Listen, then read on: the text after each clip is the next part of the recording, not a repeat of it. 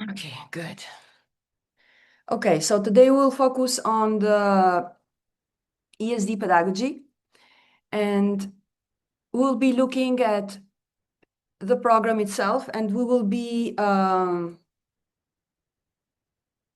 preparing a little bit together like a class plan, all right? So first of all, please can you have a piece of paper and a pen, or if not, somewhere where you can write so that you can sketch some ideas as if you were to prepare a class plan?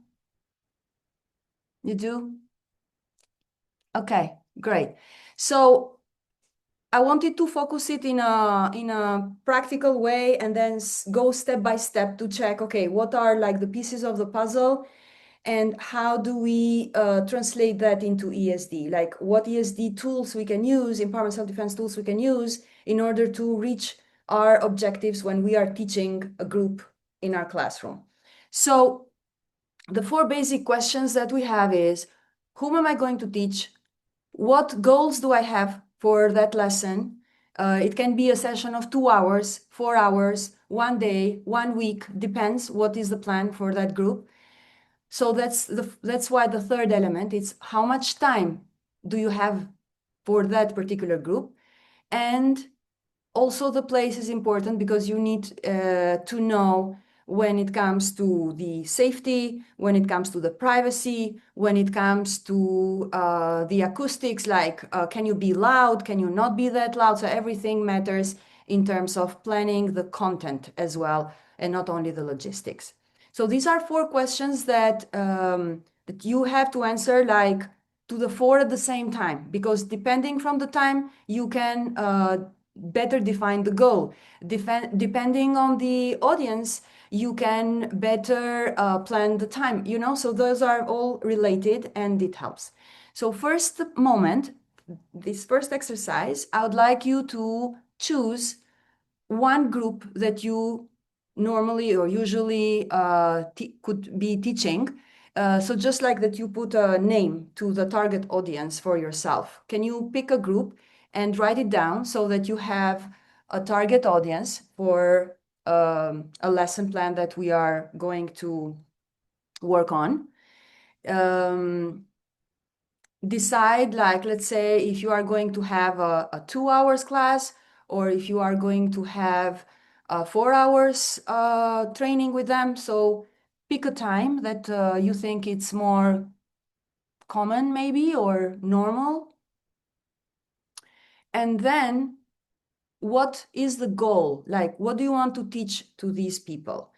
The goal part, we can leave it semi-defined right now because I would like to share more about what can you teach them, and then that will help you define better the goal at the end. That's going to be like a homework for you during the coming week, all right? But today, as we go through the presentation, you can start sketching this idea, like outlining some main elements for the class plan that you will be preparing. And where will the session take place? Again, just choose a place. Like for Linela, maybe it can be the sports hall in the school. For Tamsin, can be a dojo.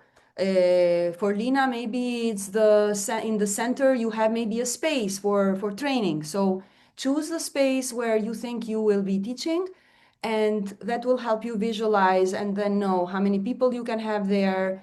What's the group you were gonna start with? The time you want to dedicate to that group, and the goal that I said, like, do you want them to teach communication skills, physical skills, awareness? Do you want to teach them how to report cases of violence? So what is the goal there? Okay. If you can make a sign, if you have that more or less written down. Okay. All right. Can I read mine? We Yeah. will be reading a little bit later, so because you Okay. can make changes on the way as we go forward with the presentation. We will be reading at some point. Great. Okay, so I have divided the structure of the ESD class in four main components, in four main parts. So the first one is the introduction. The second is the icebreaker activity. Then is the core of the class, which is the basic theme that we want to work on. Then we also have the warm-up, the physical techniques, which you remember I said last time that we need the warm-up and the physical techniques in every class of empowerment self-defense. Even if, for instance, the focus is communication skills, we still need to work on the physical techniques every single class. And then we always close in a circle where we do the wrap up and prepare the next session. So this is the class, and it's like one time that we meet. But maybe with the same group, we will have 3, 4, 5 meetings, sessions, training sessions. So, of course, the introduction will be longer and more complete the very first session, but then it's not, again, half an hour. It's going to be maybe next time, it's going to be 10 minutes or it's going to be 5 minutes, depending on the plan that you have for that particular session. So, first of all, we will be going through these 4 components. And then we will be also looking at the activities. We'll be looking at what games, what physical techniques do we focus on at the beginning, and then the closing circle. So this is the plan for today's session. And then we will have that homework during the week. You will be working on your class plan. I will be supporting you individually via WhatsApp or calls, whatever you prefer. So because there is a lot of materials that I can share online in case you need to complete the activities. But I will give today, even today, just enough information for you to manage to have a class plan without without working all week, because what we were talking before you arrived, Tamsin, that some of us have had really busy week with the school and everything starting. So we know that the number of hours you can dedicate to this training in the coming days is not limitless, so being aware of that, so to keep a balance. Okay, so let's start with the first part, which is this one, introduction. And the main goal of the introduction, the opening session, which we always like to do it in a circle, is to build trust and unity for the group. And how do we do that? First of all, we start with sharing, like, why are we here? Like, what is empowerment self-defense? What are we going to do today? At the beginning is the instructor sharing, and that is in order to present not only who you are as a background, the expertise you have on the matter, your background, related or not related to empowerment self-defense, because that is important and makes you whole as the instructor. And also why it's important to show, like, a personal story, like, why do you do what you do? Like, why do you believe in the work you do? Why do you want to empower people? Was there a personal story that happened and that you can and want to share? And you use that in order to explain better what ESD brought to you? Or if it was something related to work and you understood how important ESD is, or it was a training you had and that gave you the idea to become an empowerment self-defense instructor.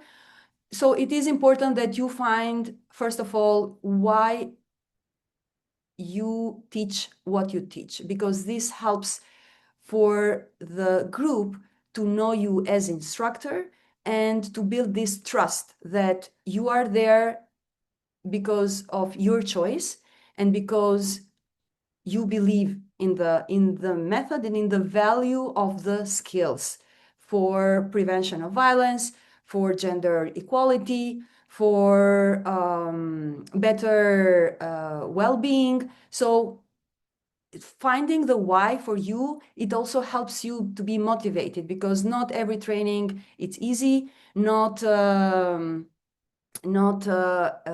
every day we are the same. So some days we might be a little bit low in energy and so on. But if we are, like, clear in our minds and hearts why am I doing what I'm doing? It helps me be motivated and it helps keep my passion alive. And myself, if I'm here today, is because I really believe in what empowerment self-defense can bring to people.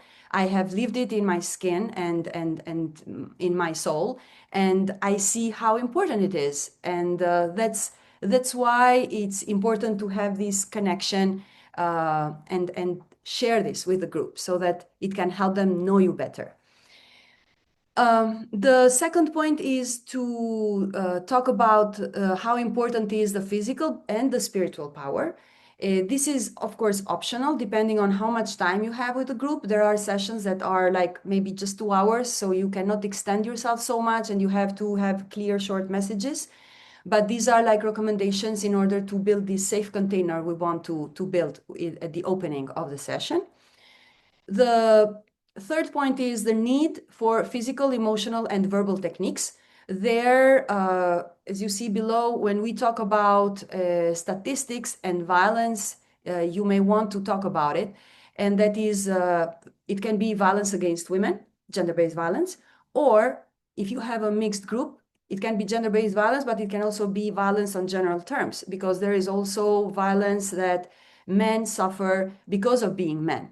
So depending on who the target group is, you can change the information, but this is important in order to ground people. Why are we all here? Why is this important for me as instructor, for you as a target audience? So you put yourself into the participants' shoes, knowing and expecting that 1 in every 3 women in the group that you have might have been a victim of violence at some point in her life, because those are the statistics. In Albania, the statistics indicate that 1 in every 2 women has suffered gender-based violence in her life. So I assume, and I am prepared, that 1 in every 2 women in the group I'm teaching might have some trauma that has not been healed, might be sensitive to some techniques that might trigger her. So I have to be very careful in the way I explain things, in the way I share information about violence or about statistics. And that's why I want to keep the class light and with a little bit of humor and so on, so that it is easier for some of the people that have gone through violence to go through the class and be able to absorb the information, practice the skills, be able to share later on and ask for help if they need to, and so on. So when we talk about violence, I also want to raise awareness that the violence is not only physical. Many people associate the word violence with physical, as well as self-defense with physical skills. So this is the moment where I want to explain that violence has many forms. We have 5 forms of violence: sexual, physical, financial, psychological, and what did I miss? There are 5. So it's psychological, physical, sexual, financial, and there is one more right now I missed. Emotional? Was it emotional? Emotional, it could be. That's what it comes to my mind right now. But you see, I have a blank moment right now. But yeah, so there are the 5 ones. And that's why we need different tools to respond to the different forms of violence. So it's not only physical always, it's verbal. Sometimes it's with, remember the 5 principles. Sometimes it's just keeping distance from the person and keeping yourself safe. Sometimes it's reporting the case to the police or to some authority. So there are different ways to respond to violence for us to be safe.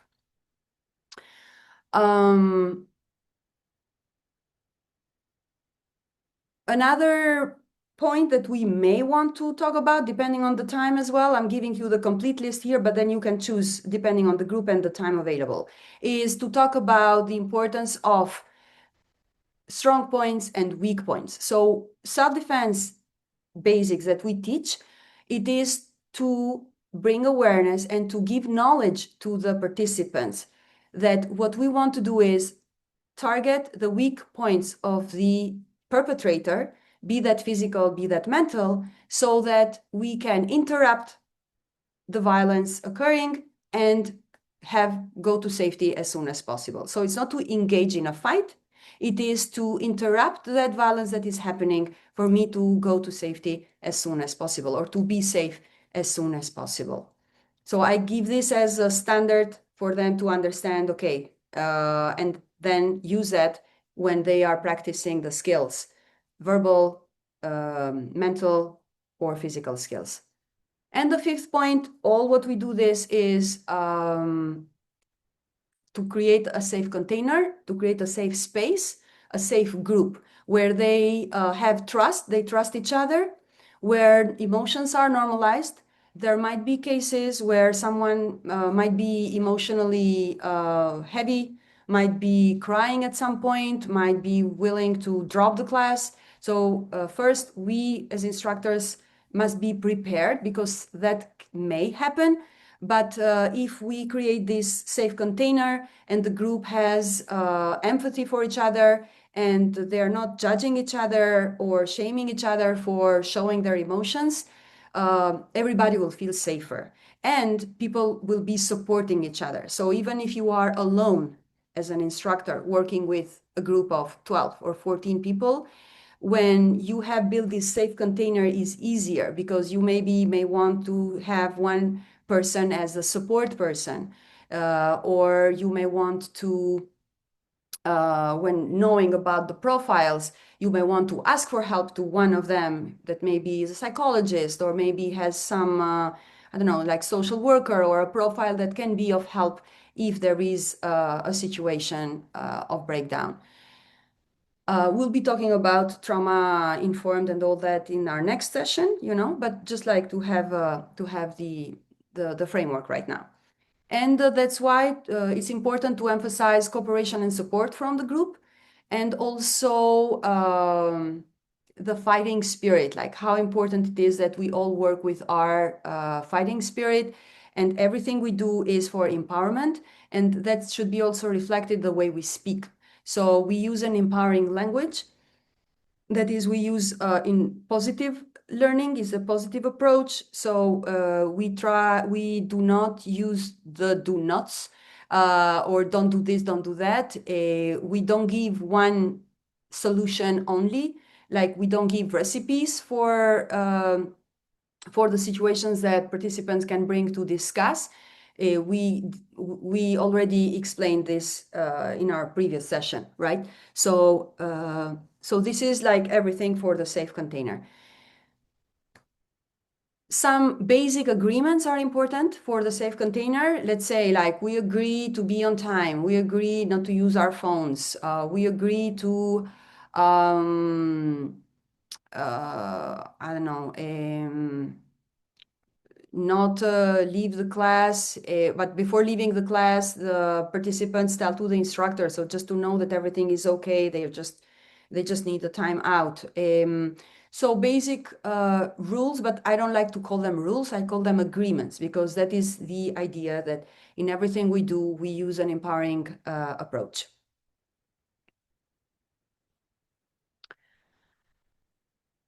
Once we have done the introduction, in the opening circle, so the instructor starts and says all these things. Mindful with the time, okay? Because it's important to use an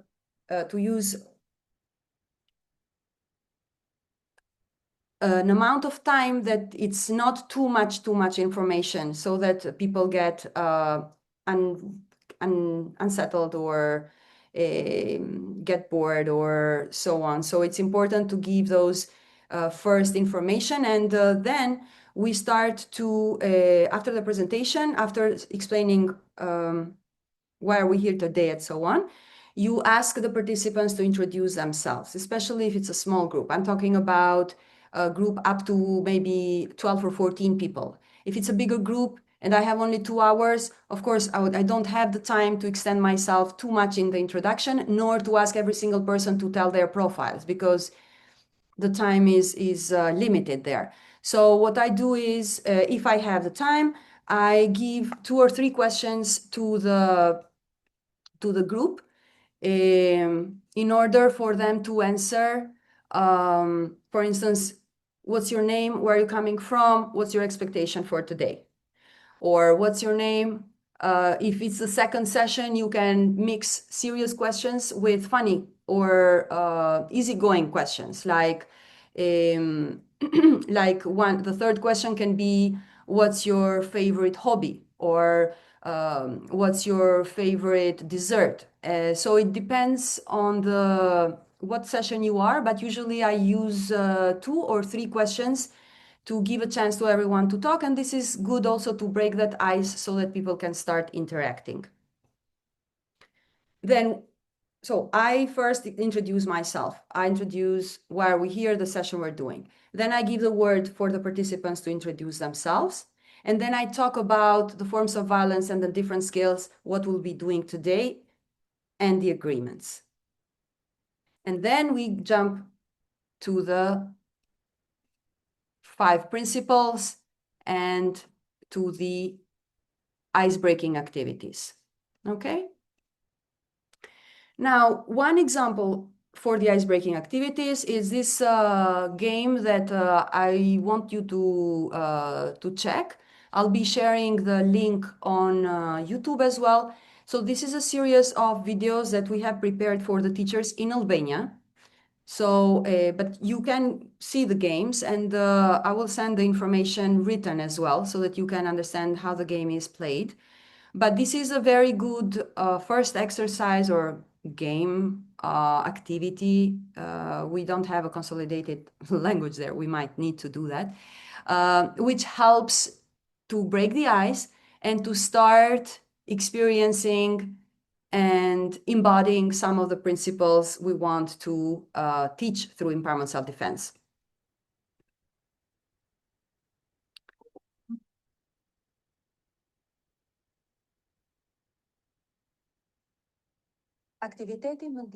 So this is called the Follow Me game. And it is, everybody stays in the circle so that you can explain. We have the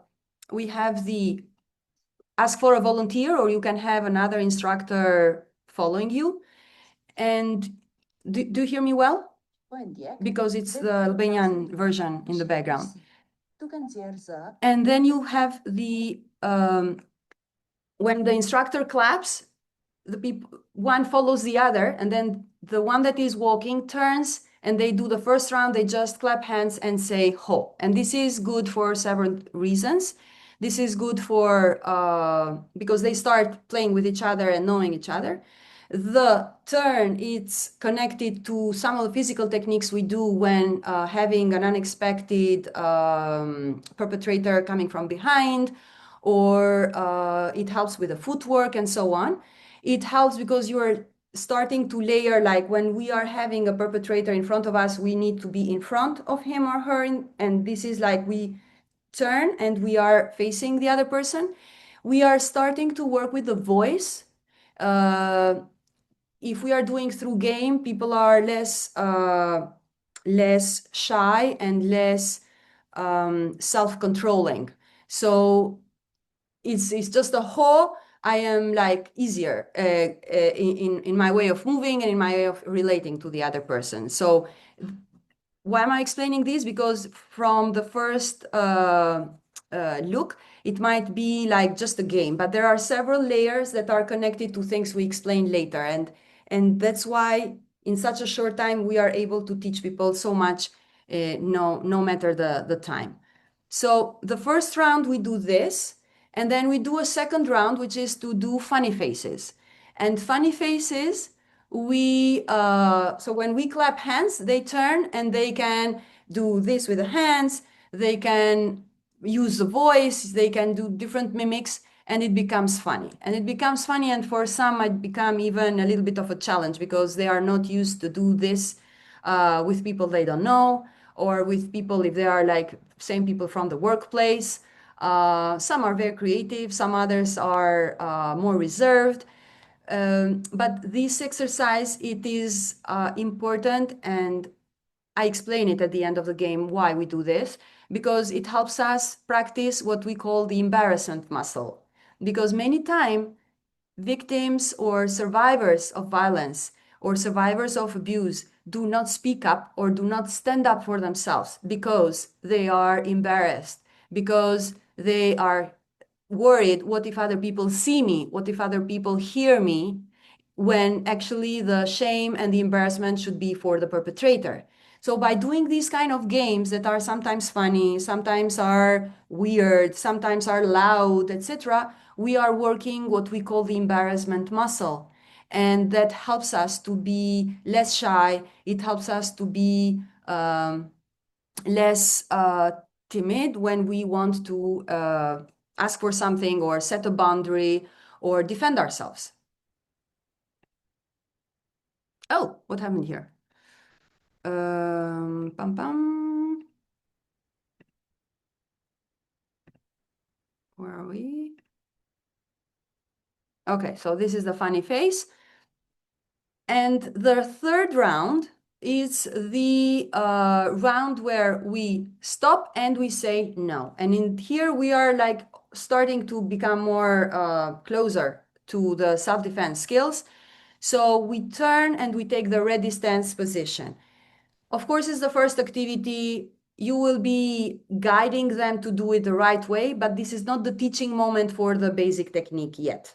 So we just need people to get like more to go easy with their body and just like swim, or like we are throwing them into the water in a way without too much uh, lecturing, you know. So when we do that game, we always, at the end, we ask, what was your experience? What did you observe about yourself? What did you observe? How was the reaction of your partner, the person you were working with? Was it easy for you to keep distance? Was it easy for you to use your voice? So you have 3-4 questions there to discuss and to see what was the experience. And then you also explain the first round. What was the first round for you? What was the second round? Why we do that? What was the third round? Why we do that? What's important for the ready stance? What is the safe distance? And so there we are giving more information and teaching them some basic concepts, basic principles, and opening their mind that there might be situations that are safe, like in the first round, and those we call them green. There are situations that might be in need to set some boundary, that is the yellow situations, what we call. And there are situations where we need to be in a ready stance and ready to fight if we have to. And those are more the red situations that we call, where the level of risk is higher. So we can connect this exercise. We can keep it as an icebreaker only, or we can connect it to explain the 3 levels of risks: safe, which is green; yellow, which is not safe; and red, which is more dangerous situations. So we're connecting it to principle think, which is the awareness and the intuition important for assessment of situations we're going through. Please interrupt me if you have questions. Do these So techniques there apply are to so the many. mother-in-law? Wait. Yes, please speak. Who? No, it is Irene. the techniques of muscle of embarrassment muscle. Can we apply these to the mother-in-law? We might need a special class plans for mothers-in-law. That's a good idea. So we have the icebreaker activities. I will share with you one of the handbooks we have. This one I have here. I will send it via WhatsApp. I will send via WhatsApp the handbook. And there you have, for instance, for an activity, you have it explained. Tips how to play it, instructions how to play it, and then you have why we do it, for how many people it's ideal, what is the age group, what is the objective of the activity, and so on. So it will be just like reading and then applying it. In the seminar, we'll be able to do games. We'll be able to understand how to use games in different moments during a class plan. We'll go deeper. So it's all the information. It's combinable, and you'll be able to afterwards to teach your own classes. After the icebreaker, we go deeper to the basic theme or to the core theme we want to teach in that class. And we need to be mindful of the energy of the group. Just some points I put there, like the games are for a variety of purposes. So we might use games if our core theme is, for instance, related to communication skills, or we might need a different kind of game if our main theme that class is physical techniques. So depending on what is the objective of that class, you have to find the different activities, obviously. So then you have physical content and techniques, discussions and dilemmas. You can use data and facts, which is optional again, and then to be attentive to the needs that the group has.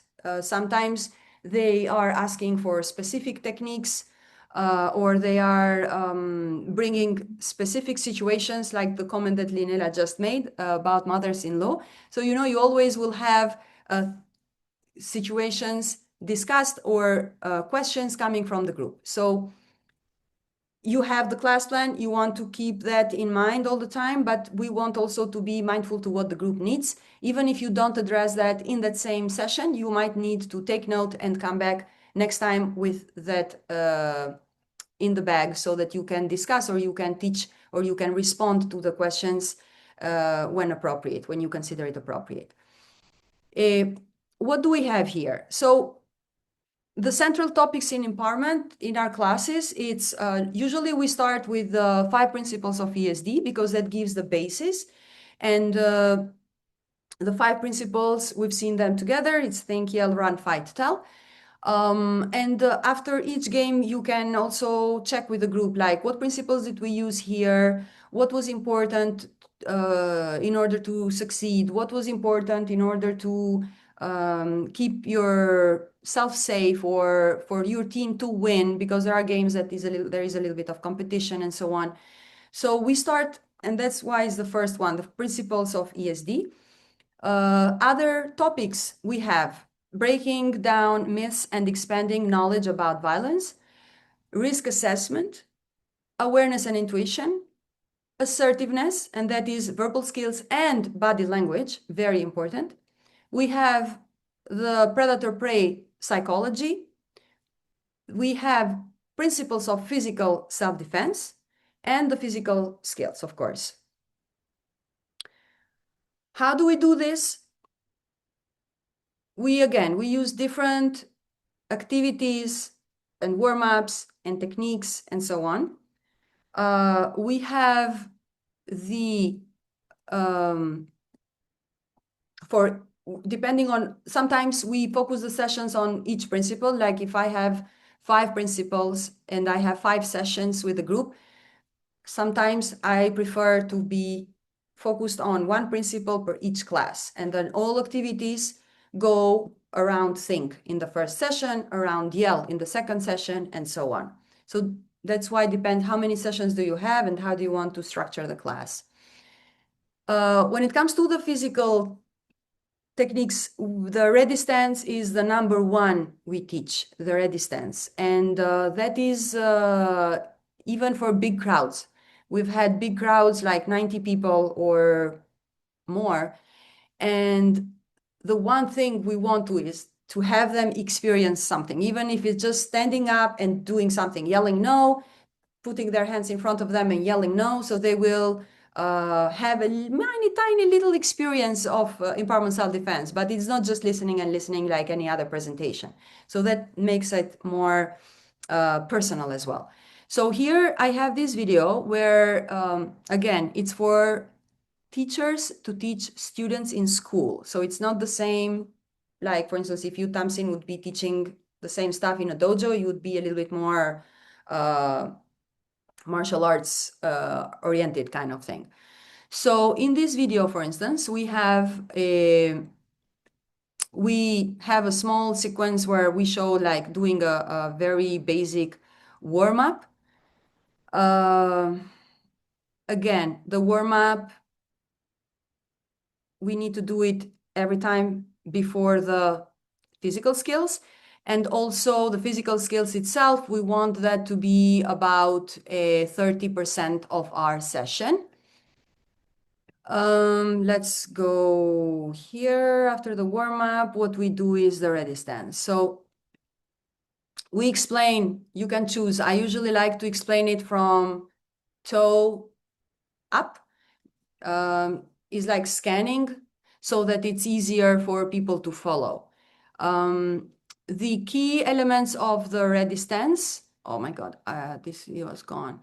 The key elements of the ready stance are, I'll keep this. So the step has to be as wide as the shoulders or the hips, and feet again keeps that distance, so it is not one feet after the other, and that's something that many people tend to do. They keep the legs, the feet too close one after the other, which is not good for the stability and for the body weight to be used. So that is one thing to have in mind. Then it is the knees that have to be unlocked, again, there is a tendency for students to keep their legs like very tensed and stiff, and so that's why we teach how to be in a more relaxed mood and that knees are unlocked. We have the shoulders. We explain how the shoulders should be relaxed and in the back. So that's why we do at the beginning the warm up and the shoulder exercise. Hence, as you see, for instance, the tendency is that people, most of the time, they keep their hands open, the elbows. So elbows have to be close to the ribs, and hands go up in front of the face. In the class, on purpose, we exaggerate and ask people to keep their hands very high because practice has indicated that when they are in the street, when they're outside, they do not go here, but they go here. So that's why in the class we exaggerate. We teach them to keep the hands high so that when they are outside, they have them somewhere here and it's more normal, rather than if we teach them to keep the hands here, then outside they will be even lower. So that's one small thing, but it's just like as an example. So this is the position, and we talk about how to be the face expression, the chin up, the look in the eye, all body is projected towards the person you're dealing with, and so on. Any question here?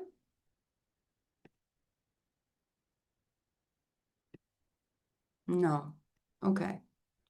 Another element that it is depending on the school, I don't know how you do it, Tamsin, but it is do you step forward or do you step backward? So we have opted, and that's how our more experienced ESD instructors have recommended, to take a half a step backwards, because that helps us to keep that safe distance that we want to keep with the perpetrator. And also it is more defensive. If we're moving forward, it's more aggressive in a way. So the whole ready stance purpose is that we set a boundary. We are being firm in our communication. We are ready to strike if we have to, but this step back helps us to keep distance and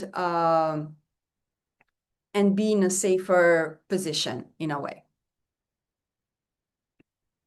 Okay, so that is regarding the ready stance. And here, I mentioned before the three lights, the three colors, green, yellow, and red. And that is a very important concept that we introduce when we want to explain the spectrum of violence. When we want to work awareness, when we want to work situational assessment, situational awareness, and situation assessment. There are different exercises for that using, again, the three colors. So here, this video, you can see that, so we use the three pieces of paper that are in three colors, and one of the exercises that you will be seeing in the video is we give pieces of paper that maybe you have the situations written already. And everybody will be reading the situation and placing it on a color according to his or her assessment. This is important because the group can discuss how certain behaviors can be dangerous, more dangerous or less dangerous for someone, depending on who the person is, what the context is, and what the personal awareness is. So there is a chance for that to discuss over cases, to see, for them to hear from each other, like why they do this kind of assessment. And then that gives us also a space if they want to bring their own experiences or if they want to discuss for real cases that have happened to them, and so on. The overall purpose of this game is to raise awareness about how important it is that we do an assessment. And when we have an assessment, it's easier for us to decide how do we want to respond to that behavior. Second is we focus on the behavior, not on the person per se. So we deal with the behavior, and this is important layer that we want to put, because based on that assessment, we choose what to say, we choose what to do. There are different ways to play this activity. One is when you give the situations ready, printed, and then you choose depending on the target group, because if you are doing this game with kids, you have to be careful what situations you're putting for them. Or you do it in a different way by giving empty pieces of paper, and then participants write a situation and they place it on a color. So there are different ways to do it, depending on what is your priority for the group and for the class. So the traffic lights game, which is the one I showed you, we can use phrases, but you can also do it with pictures, for instance. You can connect the same game and bring to discuss social media stuff. Or you can use it to map an area, can be a school, and see, okay, what areas are safe, green, yellow, or red. Or you can use it also for little kids, for instance, for their bodies, like what to have a sense of the traffic light in their bodies. So there are different ways that you can play with the game.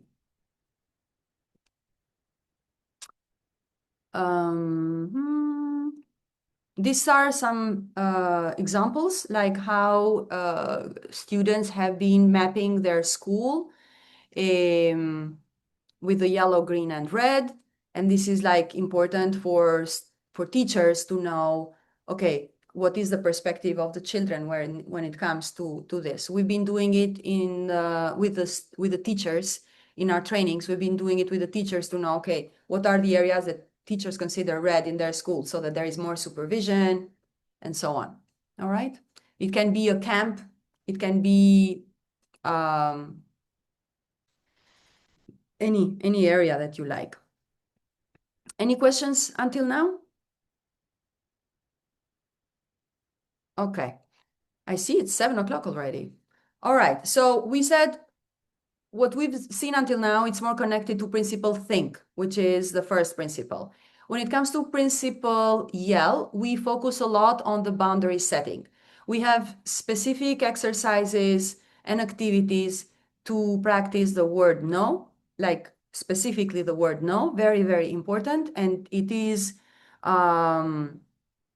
like unbelievable how much needed is for especially women to practice saying no. And I'm talking here, I've been teaching all different profiles and even very professional women, like super high executives that they are working like in the military with men every day, like super strong, strong, strong women. And yet saying no, it's a challenge for them. Saying no at work or saying no even at home with their own children. So saying no, it's a very important exercise we need to include, but there are also others that have to do with boundary setting, how to set a boundary, how to have a strong voice, how to work the body language. And for that, we always, in the background, we need to do the risk assessment in order to know what the behavior is and how to respond to that. So the communication formula, that is like one of the tools that we give and we explain and then we practice. It has 3 parts. The first part is we describe the situation or we describe the behavior. We put a name to the behavior. And the second is we say, how do we feel about what's happening? How do I feel about this behavior? And third is I say, what do I want from the other person? What do I want this one to do? And it's these 3 steps that help us set a boundary. And always the objective is not to escalate the situation. And there are several exercises that we use in circle, in pairs. We do role playing a lot. We do the games, we have these different tools that we use in order to practice the communication formula or to work it from different angles, putting different layers for the saying no, setting boundary, and using the communication formula. And again, not only what we say, but how we say it is the use of voice, the use of the face expression, and the body language. There are several exercises that support the whole communication skills package kind of thing. Yeah. So that was for communication skills. Now we move to the physical techniques and the warm-up and preparation for physical techniques. We said it's aside. For that, we want to work on physical boundary, like also to explain that we have the right to defend ourselves, but also like when it comes to what is a safe distance that we consider 2 meters. We do footwork, kick work, leg work.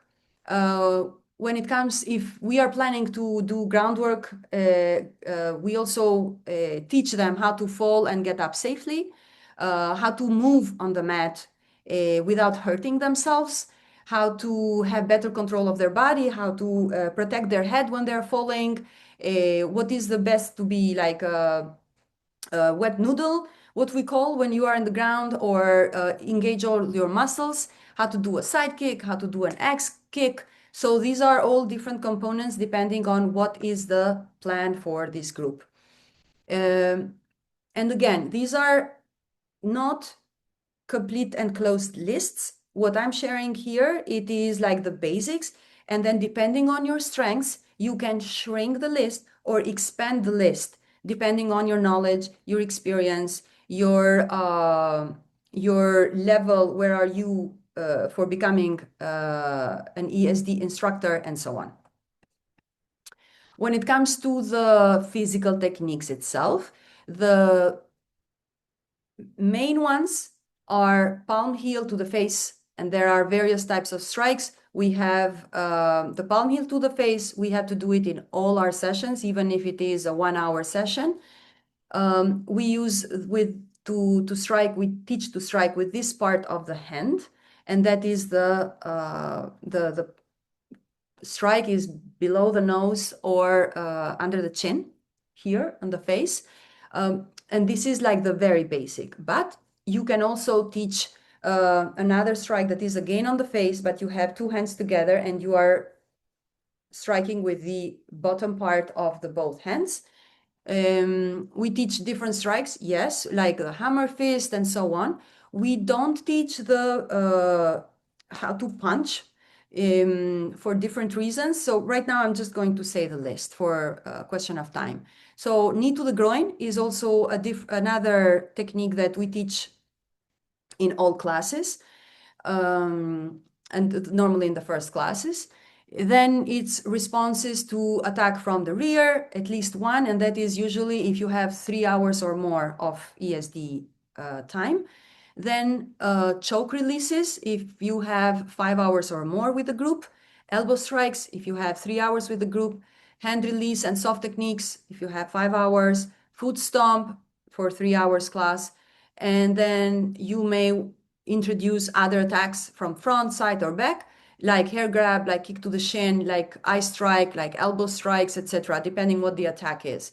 If you have mats and you have enough hours to teach, you can also introduce ground techniques. Usually that is for classes that are 5 hours or more, and that there are different techniques if you're lying on the stomach or lying on your back, and there are many variations. So depending on what the goal is, you can choose what the techniques that you'll be teaching are.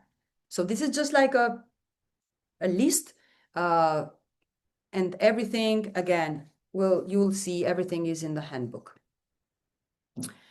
The goal of the physical techniques, again, is to de-escalate and get to safety. We teach to the participants that physical techniques are our last resort, are not a tool for revenge, and are to avoid a situation where you are thought to be the aggressor in the eyes of the bystanders. And this is one of the reasons we also don't teach to punch with fists. We need to teach this, and to set boundary, to de-escalate. This is the posture we use, but also because, yeah, the fist needs a different type of training, a different time of in timeline, and also in terms of instructions that the participants need. But that is like some main things about the physical techniques. The context of using the techniques, depending, like you can call them as red techniques or yellow techniques. So connecting to the colors. So the red ones are when you are in danger and there is no other option, and there is the palm heel or the knee to the groin or other strikes. And the yellow ones are when you are in an uncomfortable situation and you want to de-escalate. So usually those are more the release, like from unwanted touch, or a hand grab or a shoulder grab or an unwanted hug.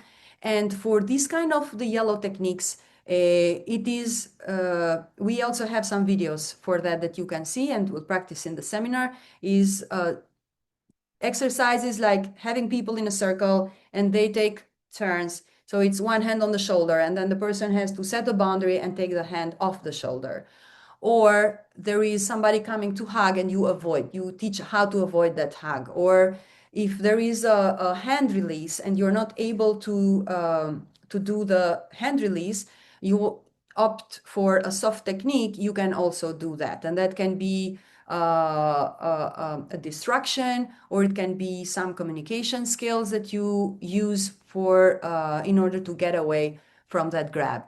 So by putting these into like boxes, it helps us explain better to the students, but it also helps me as instructor to be aware of how do I want to layer my teaching so that they go home with some skills. I prefer to teach maybe 3 things that they remember rather than 20 techniques and they are not really remembering any at the end of the day, or they're just confused and maybe putting them at risk somehow. So I have to be really careful and responsible how and what do I teach to my students. Reminders, it's when in red techniques, we have 3 guidelines, like use what is available. And this is something I repeat many times during the class, and I want them to answer, just not to give answers myself. So if somebody has grabbed my hand, then what do I have available? I have my legs, I have my other hand. So that's what I will use. And where are the weak points? So I go for the weak targets of the attacker, which are normally the ones that are more exposed. And usually I go face or groin or face. Those are the first most important ones. But then we also indicate what are other weak targets that we can have in mind. Use 100% of power. Yes, because I don't know if I have a second chance. And that I do it in an assertive way. I do it using full voice so that it helps to have more power and it helps to be loud so that even other people can hear and maybe come to help. So these are like reminders that I repeat several times through the class so that they have this in mind.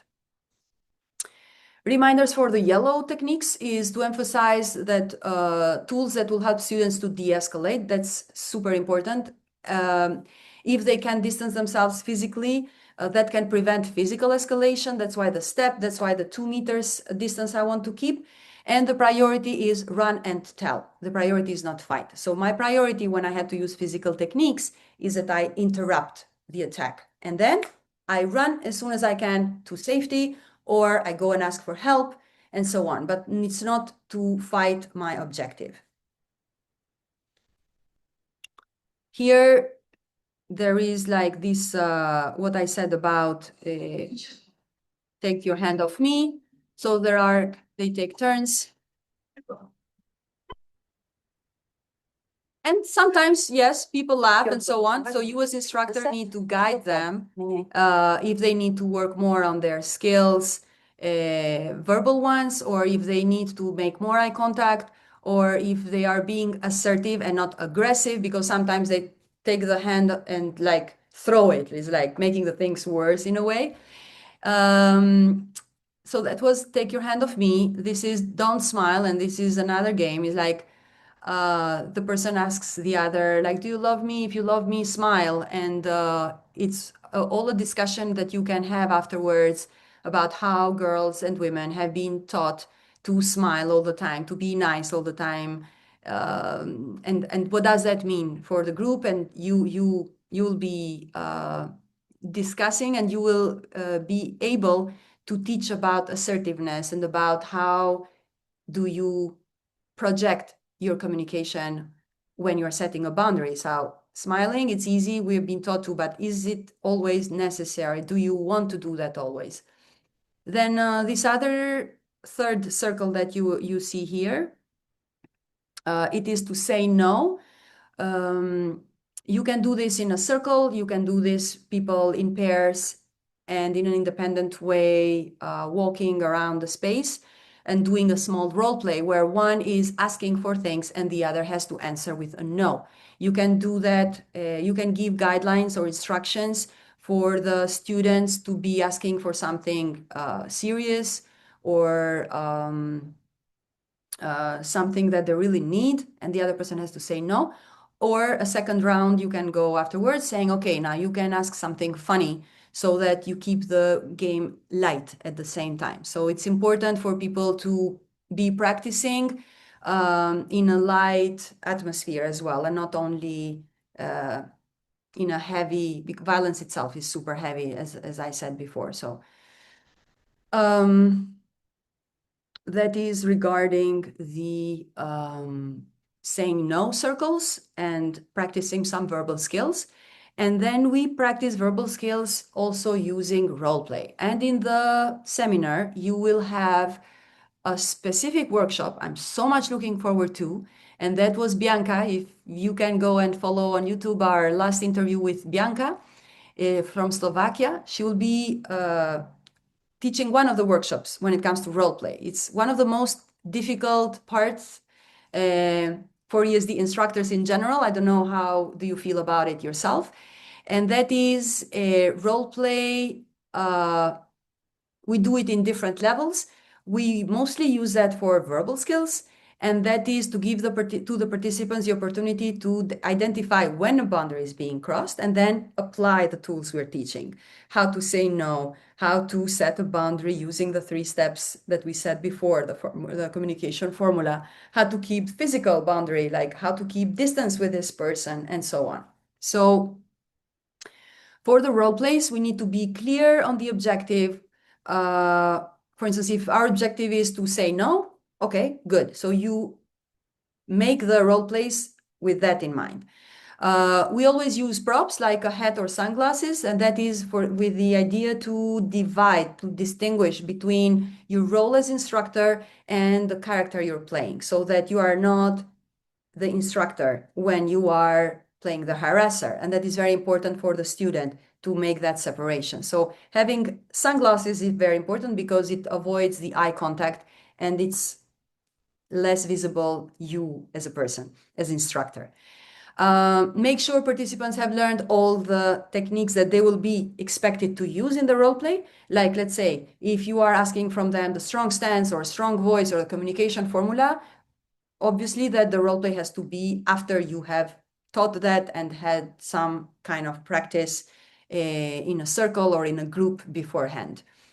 Another point is to make sure that participants understand what they are expected to do in the role play so that you avoid confusion and mishappenings.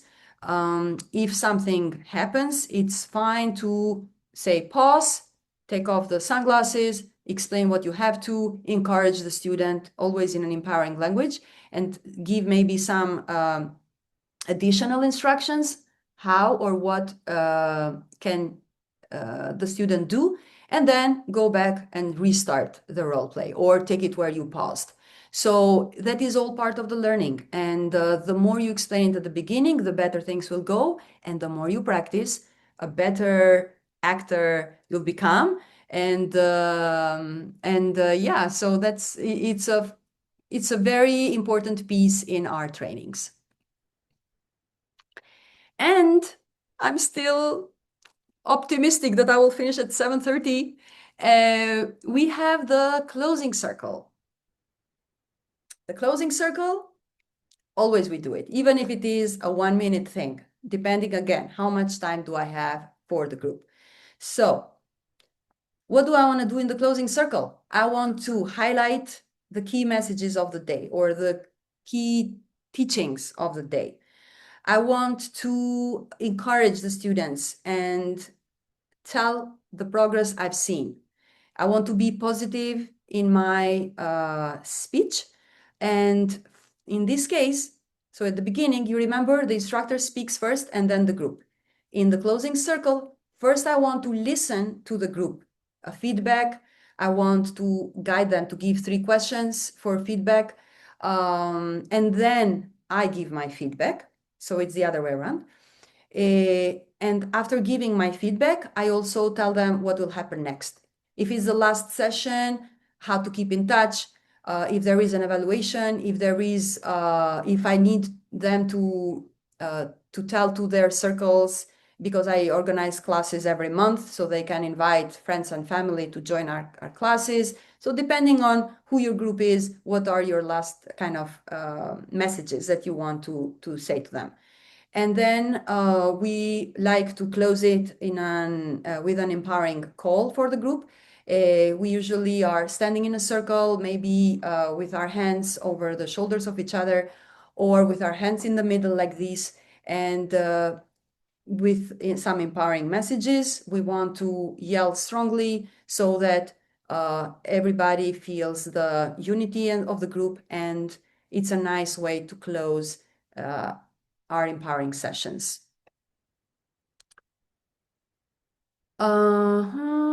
Right. So the main parts of the class I said, and I gave some clear examples, what and how to put the content into the class plan. When teaching, some points to consider. Clarity about awareness versus training. Sometimes our sessions are very short, so maybe don't have the opportunity to like teach the participants. We have to know, are we really training? Like, do I have the time that I can teach them very well what is the standing position? Just take this example, or how to do the palm heel strike correctly. Or I don't have enough time. Maybe all I have is 2 hours. And in 2 hours, I consider it more as an awareness training. So I am giving them the idea that what is this about? What can we do? How can you learn more if you want to? So that helps when defining the goal. When working with young ages, to focus more on awareness and communication and confidence and the principle tell, I showed you last time that table that changes according to the age of the people we're working with in terms of communication skills or fighting skills and so on. Prioritize activities and games that encourage communication and confidence, body language, use of voice, self-esteem. Remember that physical techniques you teach are meant to avoid or interrupt an unwanted or dangerous situation. Role plays are fundamental and come in many forms. You can start and develop them in a progressive way. Then set the class container at the beginning. What we said is very important regarding agreements, information for students and instructors to respect each other both ways, physical and emotional safety in class. So all this goes interrelated and just like reminders for when you'll be teaching. And because of time, I will stop here now and talk about the instructor's role in another session. I'm sorry, I will have to leave and I won't have time for feedback post that. Okay, so just contact me please via WhatsApp Okay, for the class plan sure. and we take it there. Sounds good. Thank you. And I'm sorry. Can I have just a screenshot of Of the course. 5 of us? So you're ready? There's no surprise photo? Yeah, it's all good. Thank you. And I'm really sorry. I just didn't expect it to last for a little bit longer. And I had some plans and some people are waiting for me. Okay, yeah. Thank you. Thank you. We'll see you Pleasure. next week. Ciao, Catalina. We are Yes. also wrapping up. Okay. Yeah. So Sounds good. Bye. We'll see you next week. Have a great week ahead. Bye. Thank you. You too. Bye-bye. Thank you. Bye. So, so that was the presentation I had prepared for today. I would like to have some feedback. I really want to finish in 6 minutes. Let's see if we manage. So, number one is, what is the 4 points for your class plan? The target group, the time you're choosing, the goal that you have, and where is that happening? Do you have that? May I start first? Yes. So my target group are the students aged 15, Okay. first year students. Actually, about the time I thought 45 minutes, as we have it in school, and the place would be in the school gym because we don't have the Okay. places that you call Jojo or what you Training called place. earlier. Uh-huh. And I've thought of starting with the communication skills. Okay. I've noticed, especially this week, that the students, when they talk, especially to each other or to us, they talk with the lowest voice possible, like they're scared of us. Mm. And I tend to tell them, can you please raise your voices because I'm not hitting you and I'm not definitely putting you before. So first of all, I would like to start with the communication skills. Okay. Okay. That's good. And how many students you plan in the group, more or less? 12. 12. Okay, great. And how many? 45 minutes? Like 2 times? Yes, 45 minutes, But how twice many? a week. Oh, okay. Twice a week. Okay, great. Okay, we can talk more later, but just to have an idea. Lina, would you like to, or maybe you already wrote it down? Lina says, young girls, 10 to 12 people, great, 3-day course. Oh, great. And in your office, boundaries and protect themselves, meaning self-defense, like physical skills as well, right? And communication. Okay. Young. Perfect. And Tamsin? So I've just sort of randomly picked one of my typical groups that I might teach. I live in an area with a high Muslim population, so I often teach a lot of Muslim women's groups. Yeah. Because they can only have female instructors. I've picked a 2-hour workshop, which is what I typically get asked to do. Okay. workshop, but having listened to your presentation, Tiana, I realized that trying to decide what to go into 2 hours is really hard. Yes. Class goal for that group would be a lot of getting comfortable with saying no. Also having a feel for striking, just to sort of get comfortable with their bodies, really. But particularly when wearing things like hijab, Yes. burqas, and like that lack of mobility when you've got those clothes, Yes.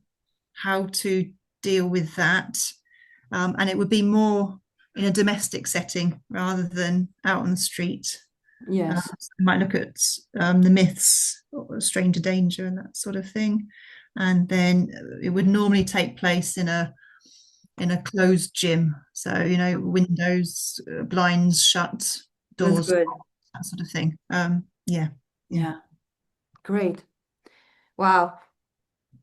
I like it because it's not a group we usually have, and it's kind of challenging. So I like it very much. Oh, I would love to discuss about this as well. Yeah. Great.